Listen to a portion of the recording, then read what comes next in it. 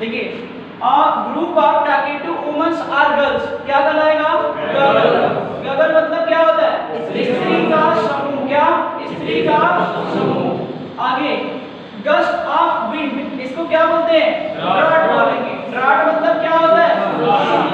Draft मतलब क्या होता है? Hand writing can be read easily, क्या कहेंगे इसको? क्या बोलेंगे? या इसी को बोलेंगे पठनीय, जिसको पढ़ा जा सके। ठीक है, जिसको पढ़ा जा सके। एक चीज मैंने बताया था, जिसको आसानी से मूर्ख बनाया जा सके उसको क्या बोलते हैं? उसको बोलते हैं गलिबल, याद है? Yes sir. जिसको आसानी से मूर्ख बनाया जा सकता है उसको क्या बोलते हैं? गवर्नमेंट, अच्छा ऊपर है ना, happening at the same time, जो एक ही समय में घटित हुई घटनाएं होती है उसको क्या बोलते हैं? कंटेम्पररी। क्या? कंटेम्पररी। उसका मतलब क्या होता है? समकालीन। अरे क्या? समकालीन। आगे government run by a dictator, तानाशाह के द्वारा जो सरकार चलाई जाती है उसको क्या बोलते हैं? डिक्टेटरशिप। क्या? डिक्टेटरशिप।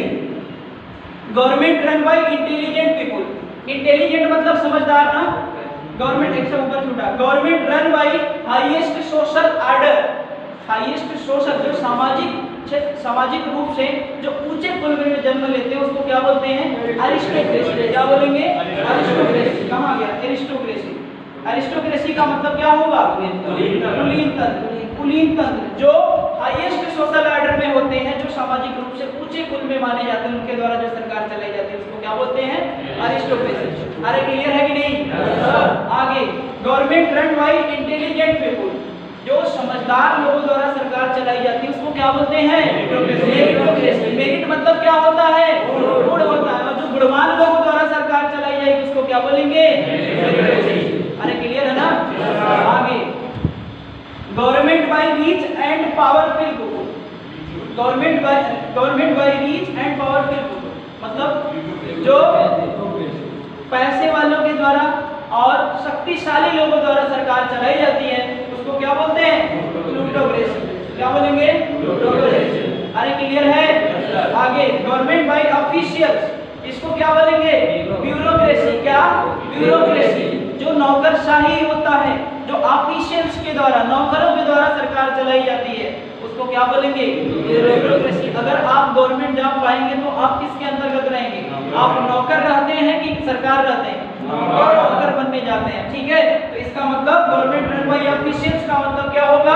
ब्यूरोक्रेसी, यानी नौकरशाही। आगे गवर्नमेंट बाय इलेक्टेड रिप्रेजेंटेटिव, जो चुनाव के द्वारा सरकार चलती है उसको क्या बोलते हैं? डेमोक्रेसी। जैसे लोकतंत्र या प्रजातंत्र इसी को बोलते हैं, जिसमें वर्तमान में अभी हम जी रहे हैं, कहने के लिए जी रहे हैं लेकिन जीते किसमें हैं? डिक्टेटरशिप। अरे क्लियर है? तो आपके ये 10 फॉर्मेट सब्स्टिट्यूशन कंप्लीट हुए। आगे हम चलते हैं इडियम्स एंड फ्रेज पे। इडियम्स एंड फ्रेज में पहला इसमें लिखा, पहले इसको पढ़ने से पहले थोड़ा समझिए। जो इडियम होता है ना, इडियम को कभी शाब्दिक अर्थ में नहीं निकालना चाहिए। ये कहीं ना कहीं किसी चीजों से रिलेट करके बनाया होता है। कहने का मतलब हिंदी में हम इसको मुहावरा एवं व्युत्पत्ति बोलते हैं। ठीक है, तो सबसे पहला इसमें है, आप खाली बने रहिए, पूरा याद हो जाए, क्लास से बाहर निकलते निकलते आपके दिमाग में उतर जाए। अगला देखिए इसमें ऑल थम्स। ऑल थम्स का मतलब क्या होता है? एक बार बताइएगा, ध्यान से सुनिए मेरे बारे में। थंब मतलब क्या होता है? पहले क्या होता था? लोग पढ़े लिखे नहीं होते थे, कहीं भी साइन करने का होता था, भैया अंगूठा लगा हुआ, अंगूठा लगा हुआ, यही होता था ना। इसका मतलब काम करने का कैसा तरीका था? बेढंग का तरीका था। याद है? तो ऑल थंब मतलब क्या होगा? बेढंग का। अरे समझ में आया? ऑल थंब मतलब क्या होगा? बेढंग का। आगे एट वीट्स एंड, वीट मतलब बुद्धि होता है। ठीक है, वीट मतलब क्या होता है? बुद्धि होता है। जहाँ पे बुद्धि खत्म हो जाए, जहाँ पे दिमाग खत्म हो जाए, वहाँ पे क्या हो जाएंगे आप? भ्रमित हो जाएंगे। क्या होंगे? कंफ्यूज हो जाएंगे। क्या होंगे? कंफ्यूज। अरे समझ में आ रहा है कि नहीं? जबरदस्ती तो नहीं बोल रहे हो? हाँ, क्या किसका? इसका इंग्लिश होगा, इंग्लिश इलॉजिकल, इलॉजिकल। ठीक है, इलॉजिकल। आगे अ क्लोज फिस्टेड पर्सन, अब क्लोज फिस्टेड पर्सन का मतलब क्या होगा? देखिए कभी जानते हैं सुख का साथी, सुख का साथी। क्लोज फिस्टेड पर्सन मतलब कंजूस व्यक्ति बोल सकते हैं। कंजूस व्यक्ति का मतलब होता है कहीं गए सड़क पे गोलगप्पा खा रहे हैं और गोलगप्पा खा लिए, जब पैसा देने का नंबर आया तब फोन आ गया, होता है।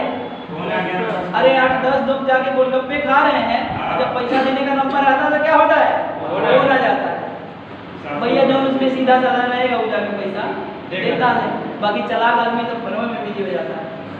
समझ रहे नहीं? तो अब क्लोज फिस्टेड पर्सन का मतलब क्या होता है? कंजूस व्यक्ति। अरे क्या? कंजूस व्यक्ति। आगे snake in the grass. Snake in the grass का मतलब होता है घास के अंदर सांप का होना। इसको बोलते हैं छुपा हुआ दुश्मन, hidden enemy, hidden enemy. Snake in the grass. अब स्नेक है तो स्नेक आपके लिए कोई पॉजिटिव काम तो करेगा नहीं, वो कैसा काम करेगा? कहीं ना कहीं घात वाला काम करेगा।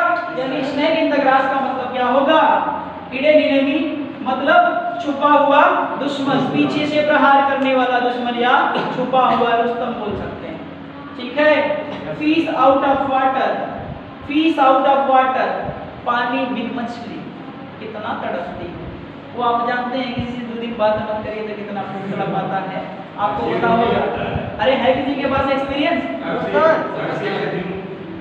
आगे फिश आउट ऑफ वाटर का मतलब क्या होता है?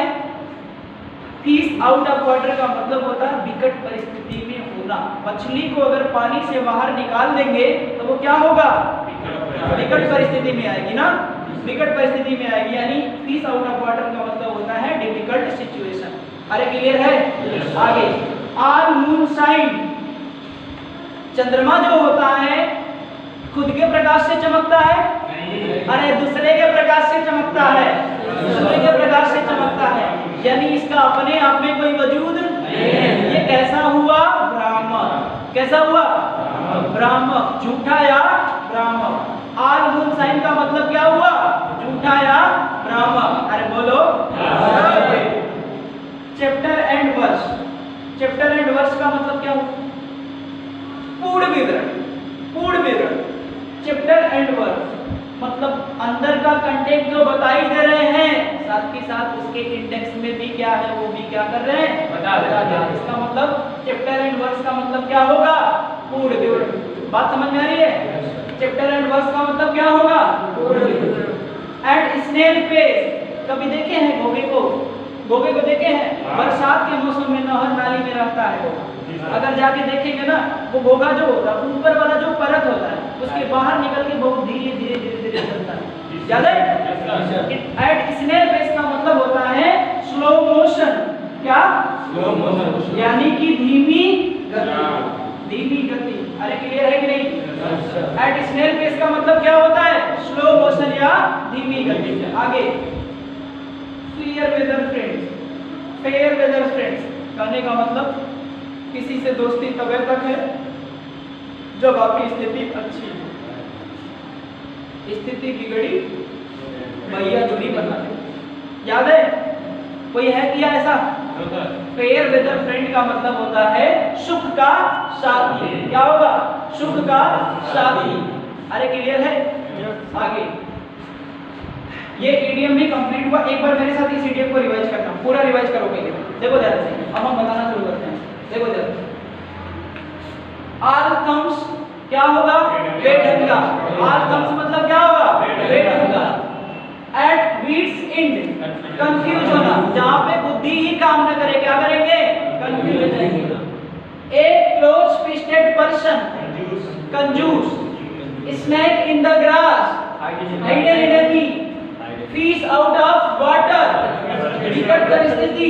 ऑल मून शाइन, झूठा या भ्रामक।